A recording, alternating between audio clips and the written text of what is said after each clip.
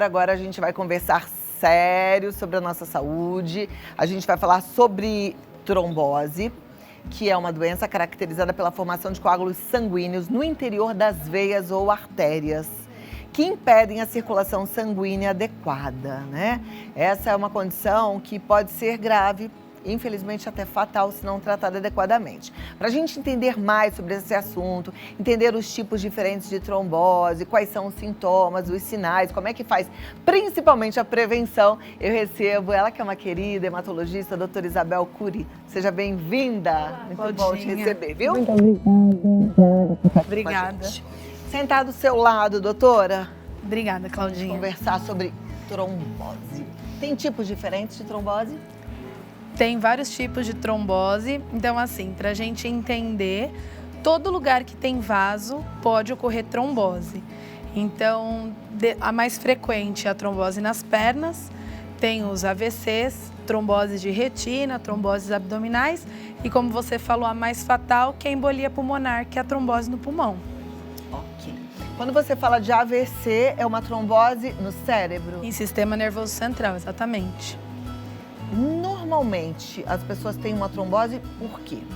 São vários fatores de risco, né? Desde aqueles que a gente não controla até aqueles que a gente controla. Então, existem predisposições genéticas, como as trombofilias, que devem ser pesquisadas nos exames de sangue. Algumas situações super desagradáveis, como os tumores, que às vezes eles podem se manifestar inicialmente com as tromboses. Também doenças autoimunes, lúpus, artrite reumatoide, que também manifesta com trombose, então é algo que você, teoricamente, não controla.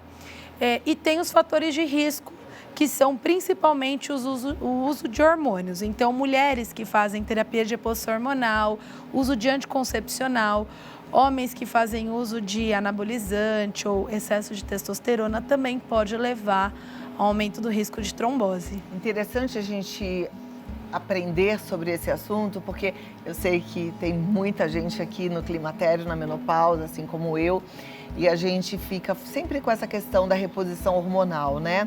E a gente sabe dos benefícios para quem pode fazer, porque realmente é um desconforto muito grande. O climatério, a menopausa, né? Tem consequências muito desagradáveis, mas o risco da reposição é real, ele existe. É muito grande. Além da trombose, também câncer. Então, para fazer a terapia de reposição hormonal, deve ser avaliado muito bem junto ao seu ginecologista. O risco da reposição hormonal é o mesmo risco do uso de anticoncepcional em meninas? Também. Mas o que acontece? Às vezes a pessoa já tem uma predisposição a desenvolver trombose e não sabe. E aí vai manifestar com o uso de anticoncepcional ou até durante a gestação, que a gestação é uma explosão hormonal. Então o que acontece? É cada organismo, né? Então às vezes a pessoa já tinha uma predisposição, usou anticoncepcional, passou pela gestação e nunca teve nada. E quando faz a terapia de reposição hormonal, desenvolve a trombose já no climatério, na menopausa. Tem pessoas que usam anticoncepcional e aí desenvolvem as tromboses. Tem pessoas que nunca usaram anticoncepcional e manifesta com trombose. Então, o que a gente tem que saber é sempre colocar na balança risco-benefício. Então, hoje em dia, muitos ginecologistas estão preferindo o implante do DIU, que é aquele dispositivo intrauterino, que já é uma carga hormonal menor, localizada dentro do útero, para contracepção, que diminui o risco de trombose. Tá. E no caso da reposição hormonal, tem que ficar mesmo de olho, fazer todos os exames, é isso? Tem que ficar de olho mesmo. É muito controverso hoje em dia fazer uso da terapia de reposição hormonal. Então, tem ginecologistas que são favoráveis e tem outros que são contra. Então, porque eu já tive em algumas oportunidades, conversando com ginecologistas aqui no programa, sentadinho aí no seu lugar, e eles falam que existe um fator protetivo, um fator de proteção cardíaca na reposição hormonal. Isso. Faz sentido? Faz sentido. Como tudo em medicina, riscos e benefícios. Então, por exemplo, se você já tem você nunca teve nada e tem uma filha que teve, por exemplo, uma trombose na perna quando estava grávida, então passa a ser muito importante você passar essa informação para o ginecologista para não fazer uso da terapia de reposição hormonal, porque se a sua filha teve risco, você pode ter também. Ah, então, peraí, a predisposição pode ser hereditária? Pode ser familiar. Não hereditária. Quando a gente fala hereditária, é de pai para filho, mas pode ser uma questão familiar. Então, por exemplo, quando se investigar trombofilia, que é uma predisposição a desenvolver trombose. Quando alguém na família próxima de sangue, consanguínea, teve uma trombose, uma embolia, uma trombose cerebral, um AVC. Então, sua irmã com 20 anos teve uma trombose em uso de anticoncepcional. Então, você tem indicação de passar, geralmente, um hemato para fazer investigação de trombofilia para ver se você tem algum risco de fazer uso de anticoncepcional ou até de uma prevenção durante gestação. Então, ou a mãe teve uma embolia. Então, assim, nessas condições de ter um familiar que já teve o evento tromboembólico, deve-se fazer a pesquisa para ver se tem alguma prevenção durante a gestação, cirurgia, viagens prolongadas e se a pessoa pode ou não fazer uso de hormonioterapia. Você falou de filha, falou de mãe. Pai também? Também.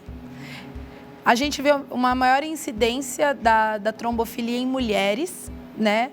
Principalmente pelo uso de anticoncepcional e gestação, mas existem homens com trombofilia. Eu tenho um paciente que ele tem uma alteração genética, ele já teve mais de 5 tromboses na perna e 2 embolias pulmonares, e ele tem a genética. E aí eu já orientei a pesquisa das filhas, as filhas fazem segmento comigo, elas são portadoras do gene, mas até hoje elas não desenvolveram trombose.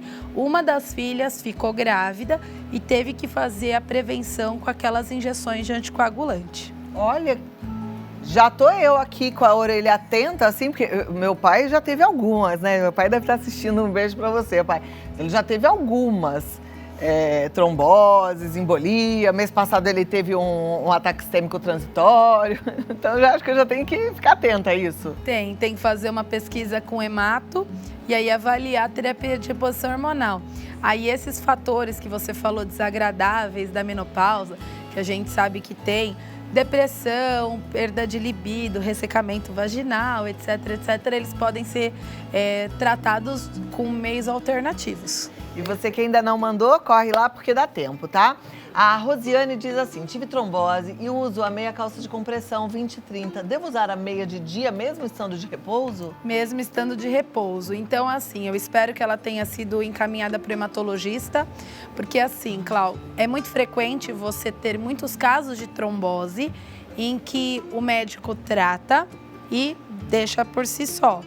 Mas, assim, todos os casos de trombose devem ser investigados por hematologista, até porque alguns casos devem ser tratados para sempre. Então, se ela teve trombose e faz uso ou já fez uso de anticoagulantes, é importante que ela use meia elástica. Quando ela fala de repouso, é um repouso como a gente, fica muito tempo sentada, tem que usar. Agora, se ela consegue se mobilizar, ficar menos de 2 horas sentada ou menos de 2 horas em pé, aí tranquilo. Agora, se vai passar de mais de 2 horas em pé ou sentada, aí tem que usar meia elástica. A trombose no jovem é diferente da trombose no idoso? Todas são graves, mas no idoso é mais frequente, porque o envelhecimento é um processo inflamatório e a incidência de câncer em idoso ainda é maior. Então, às vezes, no idoso, aquela trombose que apareceu pode não ser uma trombofilia hereditária ou genética, mas pode ser alguma paraneoplasia que a gente fala. Então, às vezes, algum tumor oculto manifesta com trombose. Existem as pessoas que têm uma trombose paradinha ali, que não faz nada, não causa mal nenhum? Ela sempre causa mal. Então, quando você tem aquele coágulo... Porque assim, a gente tem que entender que o organismo é um equilíbrio. Então, agora você está aí e você está fazendo trombose, você está fazendo coágulo, mas existe um sistema no seu corpo que está destruindo o coágulo. Então, existe esse equilíbrio dinâmico que a gente fala. Quando aparece a trombose, é porque houve uma quebra desse equilíbrio. Então, esse coágulo que não era para estar ali, ficou porque não foi destruído. Então, a trombose menos grave é a trombose na perna, por exemplo, ou uma trombose no braço.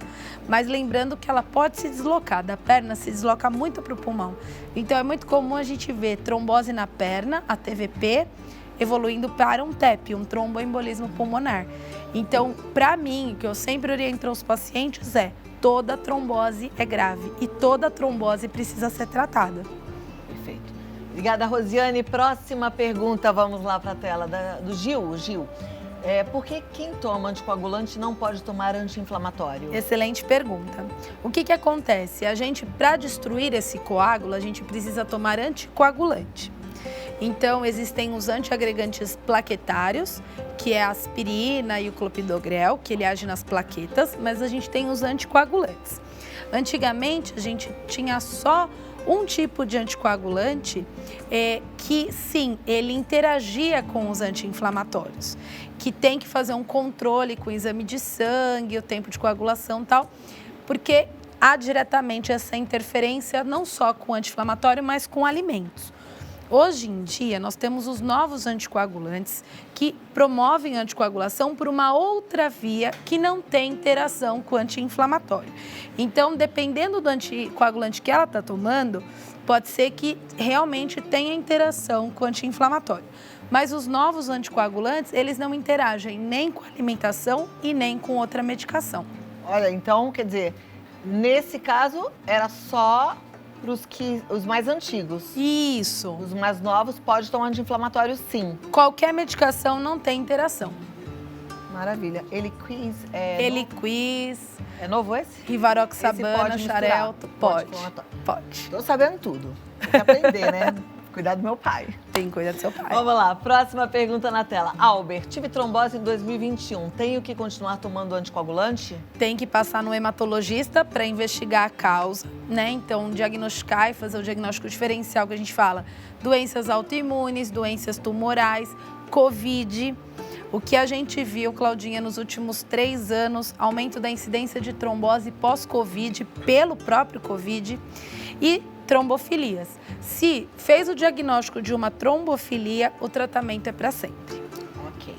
Então, próxima pergunta. Obrigada, Albert. Tayane, existe algum exame que pode informar ao paciente uma possível predisposição genética à trombose? Existe. Então, é como eu falei, a gente não é indicado a gente fazer a pesquisa para todos os pacientes, para todas as pessoas que vão ao ginecologista, por exemplo, fazer uso de anticoncepcional ou uma gestação ou uma fertilização que tem que ter aquele preparo todo hormonal. Não é indicado aleatoriamente, só a pesquisa quando tem uma história familiar. Então, irmãs, primas, pai, mãe, familiares mais próximos. Como é que é esse exame? São exames de sangue.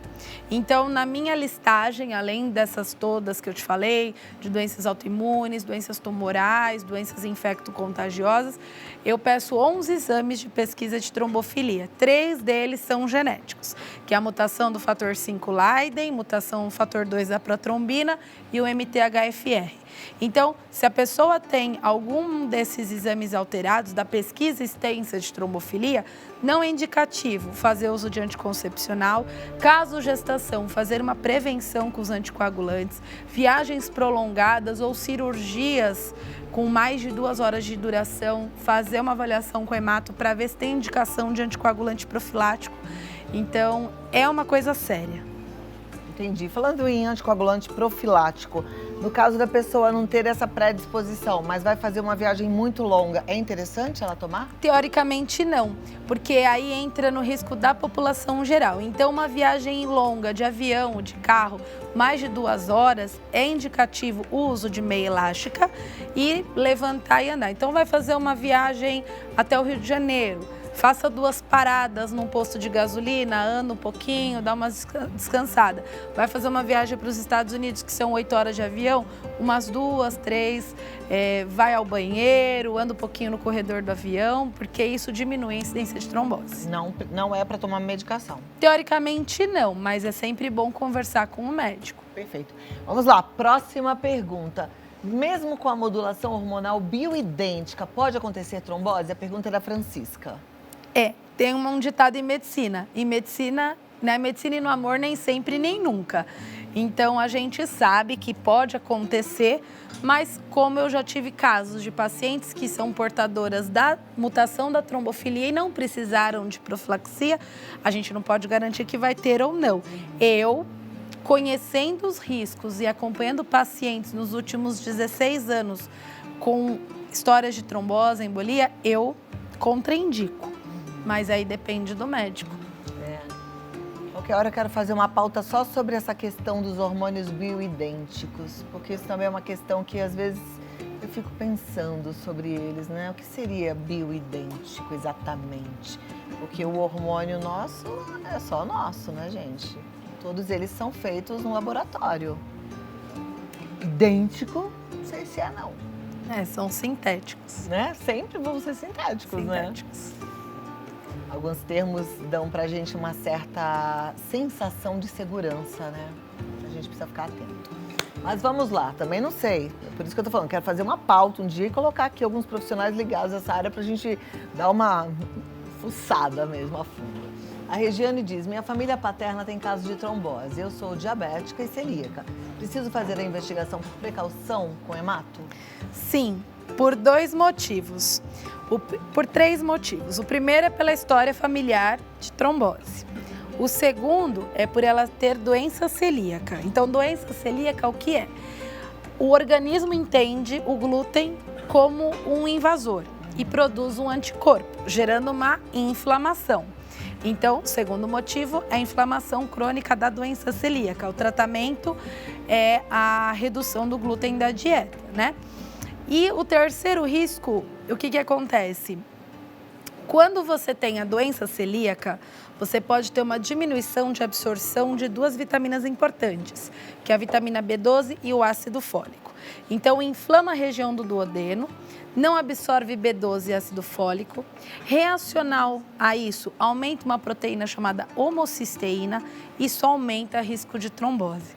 Então, uma das proteínas que a gente avalia na pesquisa de trombofilia é a dosagem da homocisteína, que várias inflamações levam a isso, e também a deficiência de B12 e ácido fólico. Então, a gente tem que dosar as vitaminas. Se B12 e ácido fólico estiverem baixos, tem que repor. Isso independente da doença celíaca. Pessoas vegetarianas, veganas, pessoas que têm uma baixa absorção dessas vitaminas, porque fizeram uma bariátrica ou gastrectomizadas, ou que têm doença de Crohn, retocolite, tem que fazer a dosagem para prevenir o aumento da homocisteína e, com isso, a incidência de trombose. Olha lá.